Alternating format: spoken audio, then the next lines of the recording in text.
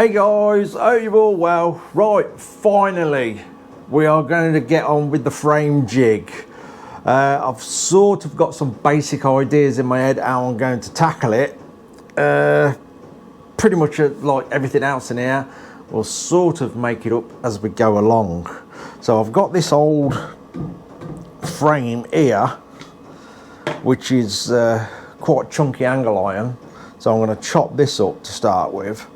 And I think that'll do for the base for this to sort of sit in with the mounting points and start going from there. I've also done the headstock.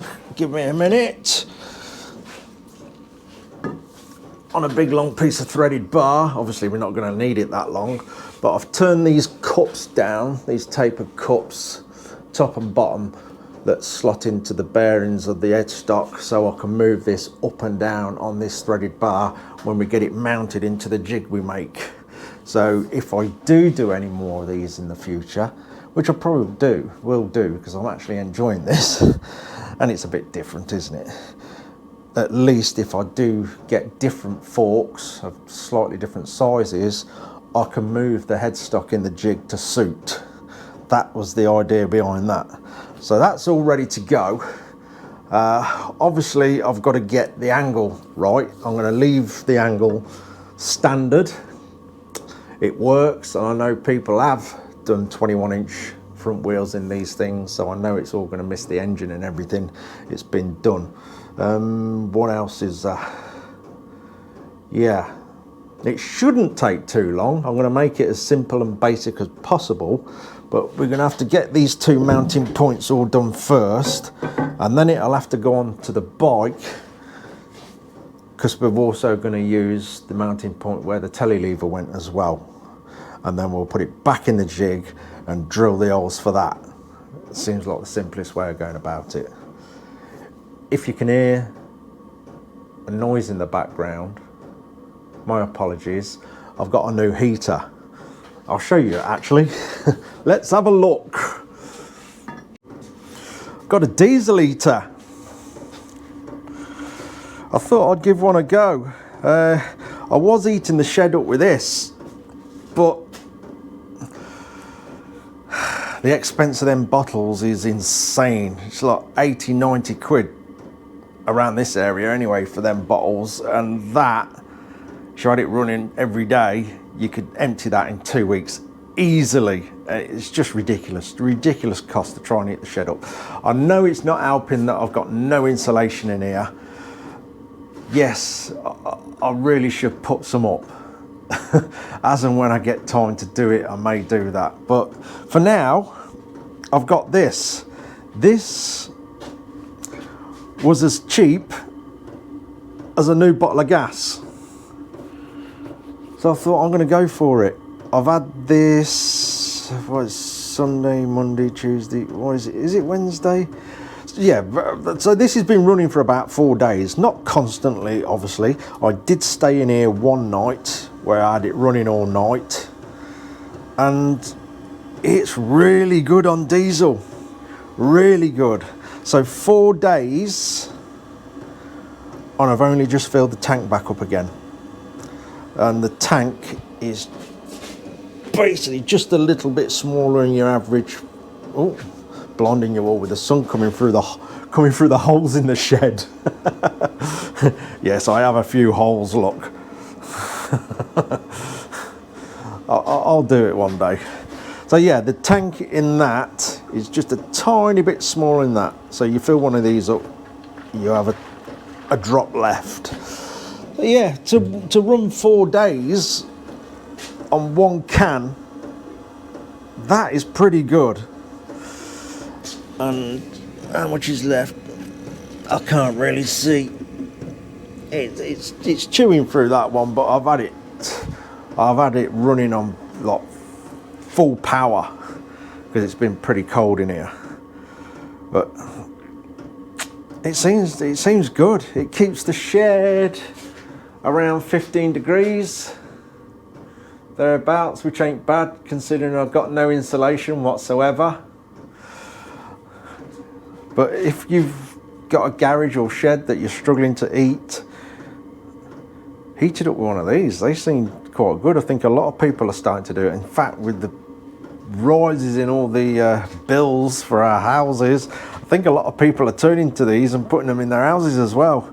What I really should do with this is make a box for it outside, because when it's on full power, it sort of sounds like a 747 taking off. It's quite loud, which isn't a problem normally, but if I'm filming and stuff, that's all you're gonna hear in the background, and I guess that'll get a bit annoying. So that at the minute is just temporary. I've got the exhaust going outside, look.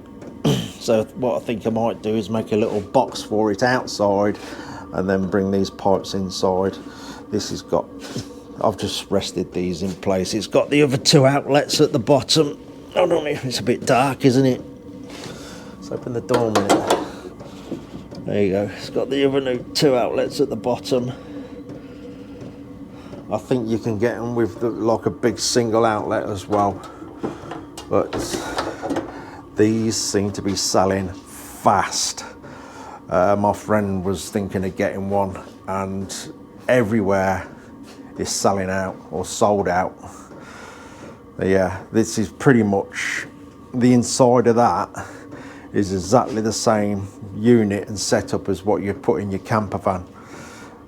This will be easy for me. I can actually lift that up and throw it in the van as well. If I go out in the van or stay in the van overnight, I can put some holes in the van here and there and use that in the van as well, as it is, until I get the van sorted.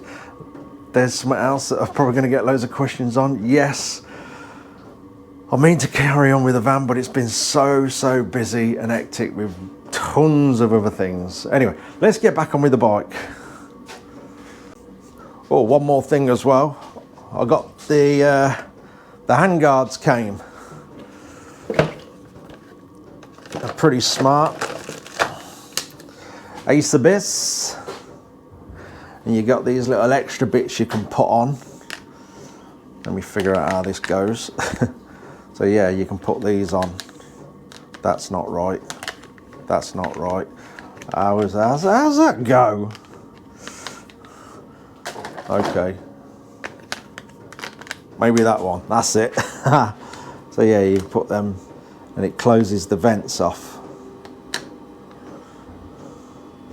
So I reckon on these bits we'll add a bit of colour on them bits, probably the BMW colours, the dark blue, light blue and red, whatever order it goes in, so you'll see that through there. Add a bit of colour to the bike. But yeah, I'm gonna perhaps fit them to the handlebars later and see what they look like. I'm pleased with them. Anyway, back on with the frame. Stop waffling. So yeah, I'm going to cut this old frame up, use as the base for the jig, line it all up, get the holes put in it, get the headstock set up at exactly the same angle as this. I think I've got a way of doing that to try and do it simple and easy and quick as possible. And then it'll go on the bike, and then we're going to line up the mounting points where the telly lever would have gone while it's on the bike, probably tack it in place and then bring it back to the jig and then pop the holes in the jig for that. Anyway, we'll sort of make up as we go along. Let's get on with it. Blue's here. Hey you. Your treats are down the house. Thank you to the people who have been sending Blue treats. Obviously he's enjoying them all. So massive thank you to all you guys. You know who you are. I don't always mention names because I know some people don't like it, but you know who you are. Thank you so much for sending the dog treats. It's brilliant. Again, it does make me smile when the dog gets his own post. Ain't it, mate? The thing is, absolutely everything that comes through the door, he thinks it's for him. And he has been known to run up the garden with boxes and break them open. Anyway, right. We have the two strips of angle iron cut. We've banged a couple of holes in, one in each. So what I'll do now is get the first bit bolted up. Then we can mark the holes out for this bit. And I think I may have mentioned before that I'm going to keep this as it is and use these. The reason being, it's very, very tight on the bike. I won't be able to put these, let's grab one. I won't be able to put these bobbins on for down there. So the easiest way is to keep that bit like it is. Right, yeah, let's get this bolted on and then we can start getting the other holes drilled out and start fixing it together. Right, get one side done at a time. Like I say, we are working this out as we go along.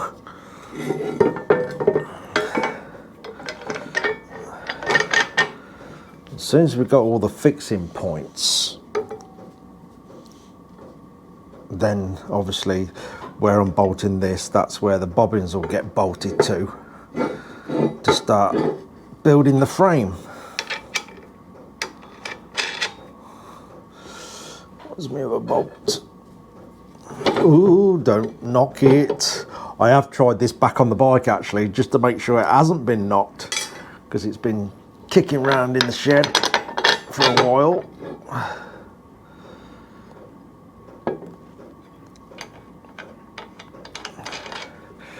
It doesn't matter where this is on the jig either. As long as we got all the standard fixing points, it doesn't really matter how we fix it together.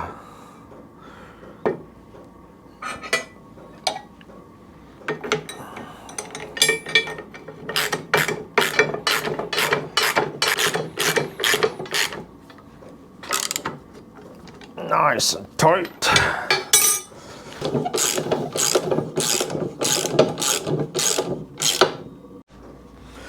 Okay, so that's all bolted up. That. I've marked these holes here. As you can see, I've got to make some little spacers just to pop in there. So I'm going to strip it all back out now, drill them holes in properly, make some spacers, get that back end bolted up, and then I think we'll go for the setup for the headstock. Right, excuse the noise for a bit if you can hear it. I've turned the heater up, it's getting a bit cold. So just you'll have to bear with me with that till I do make a little box outside to put it in. Right, I bolted these together. We've popped the hole back here for the other bits. I'm going to part it up now and bolt the frame back in. And then we've got to think of a plan how to do the headstock bit and the threaded bar. It should be quite simple. Famous last words. We will see.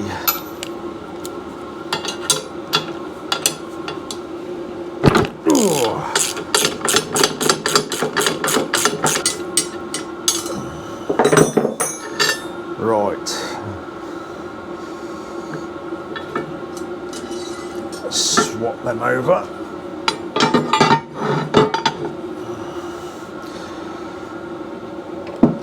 It should start taking shape,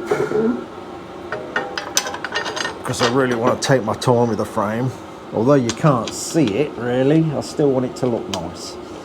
And there's a few more bits to make, because we got the little sort of outriggers here that the tank slots onto. So even though it's just a little piece, there's still a lot to think about on it.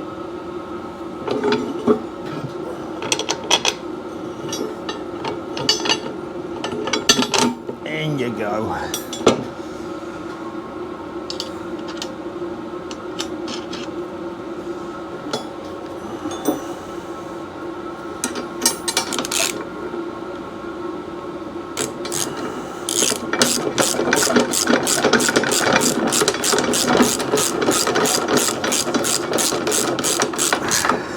I'll get one of them zippy guns one day.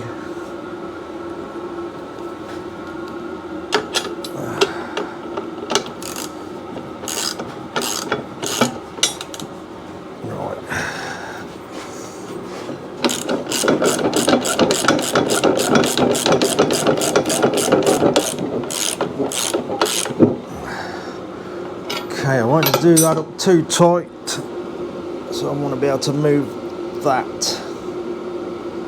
Right, just got to measure up for the spacers now, and then we can bolt that back bit in. Okay, spacers done, bolts in, get these done up, and then we can move to the important part of the headstock.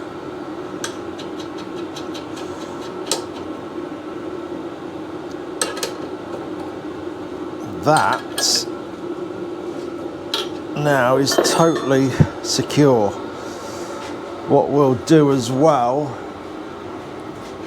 in fact, I was going to do some cross members in here, but I think we'll just put it on this big heavy plate, shove it on that, and then that's going to go nowhere. So we can weld that distance up now. I probably won't do it just yet. We'll probably lay out all the headstock part now. Right, we've got bits ready for the headstock now. It's getting quite late, so I may just show you what I'm going to do here and then call it a day. Hopefully, fingers crossed, I'm going to get a full day on this tomorrow, because I've just been doing this in between other things. Right, this is temporary. A temporary bit just to get the alignment of how I want the headstock. So I've turned the end of this down, then we'll get the washer on, bring that right up to that bit. This will then go up into that thread.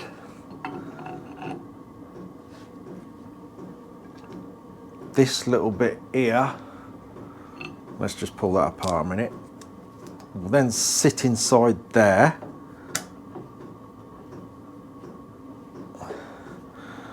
Put that up there again. Then this countersink should pull everything up square. I know it's only a very basic idea, but this is just to be able to make the other part of the jig.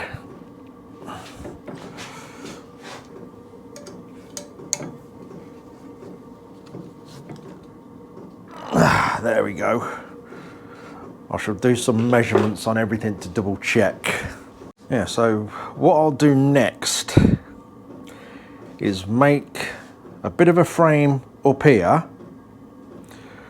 with a threaded block, 20mm. So now I've got that. I'll make the threaded block first, screw that up this piece that we've gone in at the moment, and then we'll make framework holding all that in place, good strong framework. And when we're ready, this one I've got here will come off, that be thrown to the side, so we won't be using that. We'll then be using the one that the headstock's already on. We'll screw that into the block we've made from this, and then in theory that should be where I want it, hopefully. I think that'll work. Like I say, with it being threaded, we can move that headstock up in the jig. And obviously, let me get these. Oh, when this original bit of frame comes off, these will then get bolted to the jig that we've made. And then we've got all the important fixing points in place, and all the tube work will come off these up to the headstock when we've got it onto the threaded section that we've got to make here. And then it'll have to go back on the bike. Some of these put into where the cantilever went, in this spot here, and then we can tack the other bit of frame while it's in situ on the bike take it all back off, bring it over to the jig, pop the extra holes in where the cantilever would be, and then we've got a fully working jig. Does that make any sense? If it doesn't, you'll see how it ends up. That's all I can say. It's making sense in here, it's just difficult to get it out of this bit, that hole under my nose, so anybody understands. I'm not very good at explaining things, but I think that all should work. It's all sturdy stuff. So I'll get it welded onto this plate so the width can't be disturbed. We'll put a cross member in down here on the jig as well to keep all this end really strong. Like I say, when we've got that threaded bit up there and all braced in, all that will come out, and then the one that we're going to use will go in. I think that'll be okay. And then we'll start putting the frame together. And then this jig will be done, and if I do any more of these, it's just ready to go. I'm definitely going to have these so the bolt on. We'll actually use the standard ones, so off the new headstock we'll have a tube coming down with a cross member in that all bolts to. We'll have it all trellised up and everything, and then we'll just keep going and making up as we go along. I've got to do a fixing point for these, so they're exactly where they are. All I'll do with that, we'll probably bring some arms up this part of the jig, a little bit of angle iron, so when we come to put the new ones on, it'll sit in the angle iron exactly where these are, and then we just weld them onto the new frame tubes. It shouldn't go wrong. It should be fine. I think I've covered everything. We've just got to get on with it. Like I say, it's quite late now, so I'm going to call it a day at that. Hopefully I've got a full day on it tomorrow. So next video, we'll finish this jig and possibly start some of the tube work. Yeah, and obviously when that's done, we can get the front end on. Anyway, that'll do. Cheers for watching, guys. Take care.